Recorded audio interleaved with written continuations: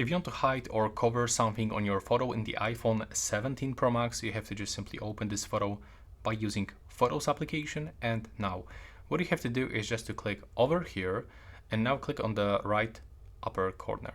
There we go. Now we have to click on the plus and click to add shape. Pick any shape that you want.